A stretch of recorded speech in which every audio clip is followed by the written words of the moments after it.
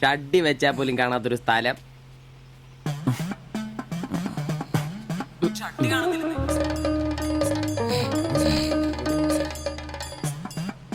എടാ എടാ നീ എന്റെ ഷഡ്ഡി ഇടണ്ട കാണിച്ചേ ഒന്നും ഇട്ടിട്ടില്ല. എടാ എന്റെ ഷഡ്ഡി കാണുന്നില്ലെന്ന് എന്റെ ഷഡ്ഡി ആ ഒരു ദിവസം ഷഡ്ഡി ഇട്ടില്ല എന്ന് പറഞ്ഞ് പോലീസ് ഒന്നും പിടിക്കല്ലോ.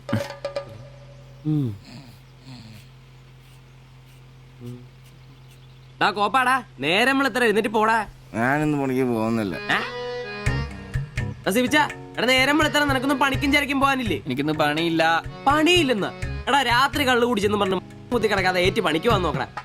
എന്റെ സെബാസ്റ്റ്യൻ പുണ്യാളാ കറികളുടെ കിടപ്പ് കണ്ടിട്ട് കൊതിയായിട്ട് പാടില്ല. എന്നെ കൊണ്ട് പണിയെടുപ്പിച്ച് ഞാൻ ഒരുത്തനും വിചാരിക്കണം മര്യാദ എന്റെ പണിക്ക് വന്ന് നോക്കൂ. രാവിലെ തന്നെ ഒച്ചെടുക്കലടാ ഊളെ. പിന്നെ ഞാൻ മാത്രം എന്തിനാ പണിക്ക് പോകുന്നത്? അല്ലെങ്കിലും ഇന്ന് ഞാൻ പോയില്ലെങ്കിൽ എന്റെ ശില്പമോളാരെ ടൗണിൽ കൊണ്ടുപോയിടും. ഈ ആംബ്രോസേട്ടനെ കണ്ടില്ലെങ്കിൽ അവക്ക് ചിലപ്പോ വിഷമായാലോ. മോളാണ് എന്റെ ഊർജം. ഇല്ല ചേട്ടൻ മടി പിടിച്ചിരിക്കില്ല. മോളെ കാണാൻ ദേ വരുന്നു.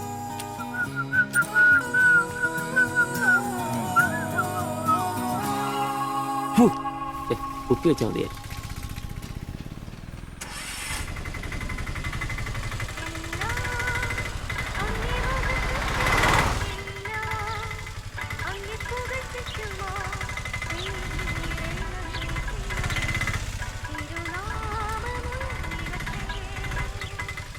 വക്രത നിറഞ്ഞ പാപലോകത്തിൽ നീ വിളിച്ചു വേദിരിച്ച നിഞ്ജനം നിന്റെ പൊന്നു നാമം മുഖത്തിനായി ദിനം ശോഭിപ്പാൻ കൃപ നൽകണമേ. പ്രൈസ് ദി ലോർഡ് അംബ്രോസേ. Praise the lord. എങ്ങനെയുണ്ടായിരുന്നു ഇന്നലത്തെ കച്ചവടം? ഓ ഉച്ച കഴിഞ്ഞ് മടുപ്പായിരുന്നു പാസ്റ്ററെ. ടൗണിലാണ് മുടിഞ്ഞ ബ്ലോഗും. അല്ല നല്ല തിരക്കായിരുന്നു. ഞാൻ തന്നുവിട്ട വേദപുസ്തകത്തിൽ നിന്ന് 12 അധ്യായം വീതം വായിച്ചിട്ടല്ലേ നീ വണ്ടി എടുക്കാറ്? വായിക്കാറുണ്ട്. എന്നാ പിന്നെ അങ്ങനെ സംഭവിക്കണ്ടല്ലോ.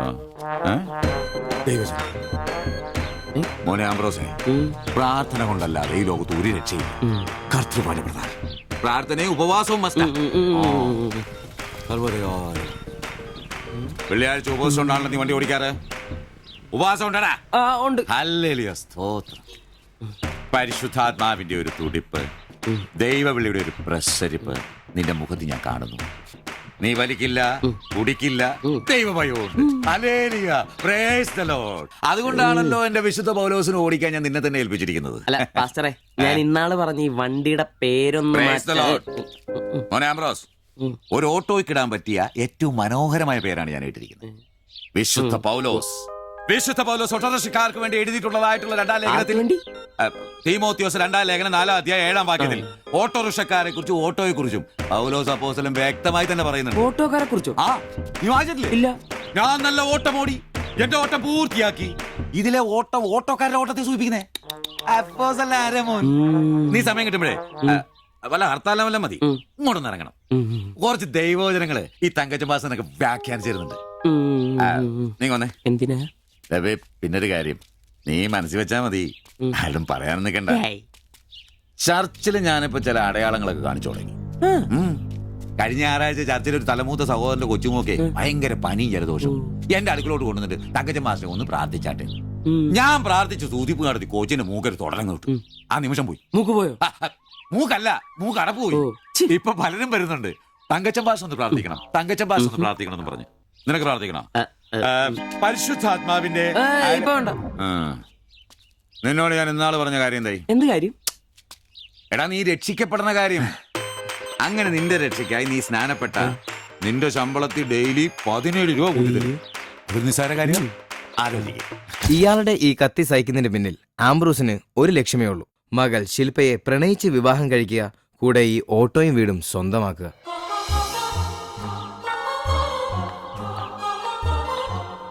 മോളെ നീക്കൊന്ന് പ്രാർത്ഥിച്ചിട്ട് പോവാം. പരിശുദ്ധാത്മാ. എന്തോ?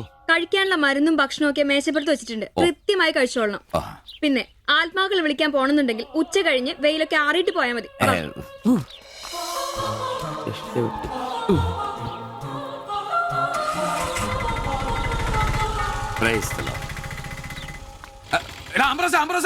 അച്ഛന്മാര് കന്യാസ്ത്രീകൾ ഓട്ടോറിക്ഷ കയറിയ 5 രൂപ കൂടുതൽ മേടിച്ചോടാ. ആ പ്രൈസ് ദി ലോർഡ്.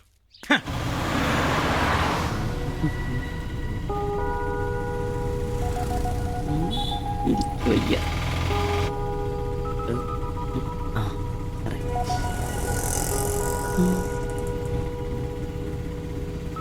പഠിത്തമൊക്കെ എങ്ങനെ പോകുന്നു? നേരെ നോക്കി വണ്ടി ഓടിക്കാം ബ്രോസേ. ഓ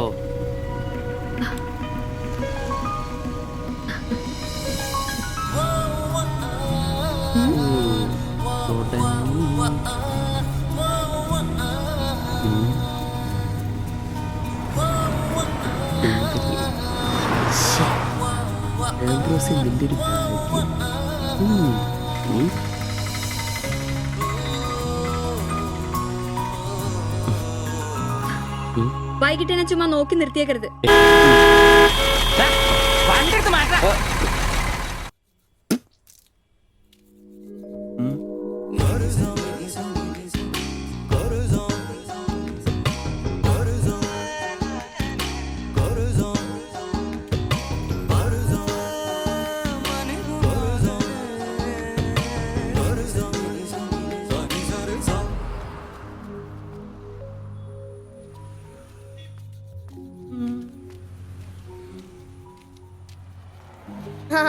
അത് ശരി, എന്റെ ടീച്ചറെ വായ നോക്കുവല്ലേ?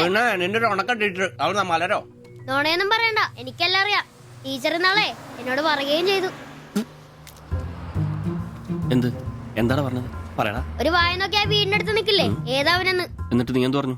ആ പെയിന്റ് അടിക്കാൻ പോകുന്ന സിവിച്ചാണെന്ന് പറഞ്ഞു. നശിപ്പിച്ച്. നിന്റെ അടുത്ത് പലതവണ പറഞ്ഞിട്ടില്ലേ പെയിന്ററാന്ന് പറയുന്നത് ചിത്രകാരനാന്ന് പറയണു.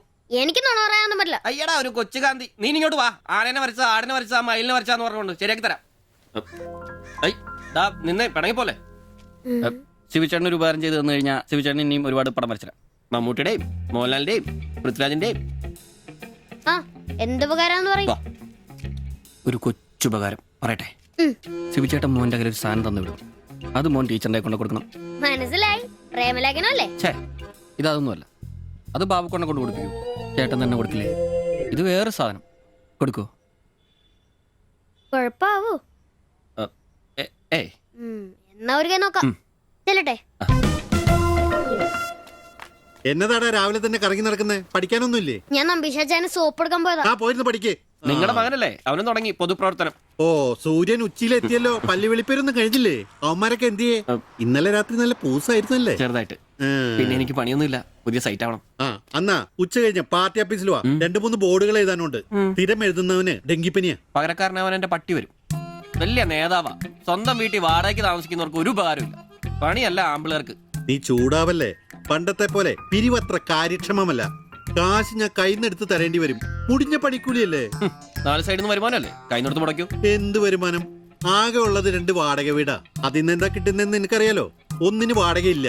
പിന്നെ നീയൊക്കെ തരുന്നതിന്റെ കണക്ക് ഞാൻ പറയണ്ടല്ലോ. അതെ, ഇതെടുക്കാതെയാണോ നിങ്ങൾ പോയത്? ഇങ്ങനെ ഓർമ്മയില്ലാത്തൊരു മനുഷ്യൻ. ഞാനതങ്ങ് മറന്നു. ഡാ സിബി, നീ അറിഞ്ഞോ നമ്മുടെ നമ്പീശൻ ചേട്ടൻ ചെയ്തൊരു ചെയ്ത്ത്? നീ അറിഞ്ഞില്ലേ? ഇല്ല. അങ്ങയുടെ ശരീരം മരണശേഷം ഏതോ മെഡിക്കൽ കോളേജിൽ പിള്ളേർക്ക് പഠിക്കാൻ കൊടുത്തോളാം. എവിടെ ഒരു മെഡിക്കൽ ക്യാമ്പിൽ വെച്ച് ഒപ്പിട്ട് കൊടുത്തു. അങ്ങേര് ബന്ധം കൊണ്ടോ സ്വന്തം കൊണ്ടോ എന്റെ ആരുമല്ല. എന്റെ അപ്പന് ഈ സ്ഥലം വാങ്ങിച്ചപ്പോ അന്നത്തെ ഉടമയുടെ സഹായത്തിന് നിന്നതാ ഈ കാർന്നൂര്. സ്വന്തക്കാരും ബന്ധക്കാരും ഇല്ല. ഇവിടെ നിന്നോട്ടേന്ന് ചോദിച്ചു.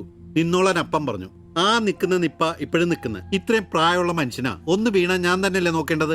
അപ്പൊ പിന്നെ എന്നോട് പറയാതെ മെഡിക്കൽ കോളേജിൽ പോയി ഒപ്പിട്ടത് ശരിയാന്നോ? ഇറക്കി വിടുക വേണ്ടത്. പക്ഷെ അയാളെ കാണുമ്പോ അപ്പന്റെ മുഖം മനസ്സിൽ വരുന്നേ.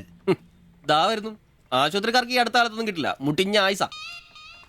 ഒന്ന് നിന്നേ. നന്ദി വേണം കാർന്നോരെ, നന്ദി. മെഡിക്കൽ കോളേജിൽ പോയി ഒപ്പിടുന്നതിന് മുമ്പേ എന്നോടൊരു വാക്ക് ചോദിക്കായിരുന്നല്ലോ. എന്റെ മാത്തച്ച, ഞാൻ അങ്ങനെ കരുതി കൂട്ടിയൊന്നും ചെയ്തതല്ല. കണ്ണൊന്ന് കാണിക്കാൻ വേണ്ടി പോയപ്പോ ചില കാര്യങ്ങളൊക്കെ അവര് പറയുന്നത് ശരിയാന്ന് തോന്നി. ഇതിപ്പോ മേലാതാകുമ്പോ അവര് വന്നങ്ങ് കൊണ്ടുപോയിക്കോളൂ. നിങ്ങൾക്കും ബുദ്ധിമുട്ടില്ല. എന്നാ ഇത്രയും കാലം നോക്കിയിട്ട് ചെലവിങ് തന്നേരെ. എടി ലിസി, ഇനി ഇവിടെ നിന്ന് ശരിയാകില്ല. സിബി ഓഫീസിലേക്ക് ഒന്ന് വന്നേരെ. കൊറേ നേരം ആയല്ലോടാ ചവച്ചോണ്ട് നിൽക്കുന്നത്. പെങ്കൊച്ചങ്ങ് പോയില്ലോടാ. ഏത് പെണ്ണ്? ഏത്? അറിയത്തില്ലല്ലേ? പോ. എങ്ങനെ ഗുണം പിടിക്കുവാ?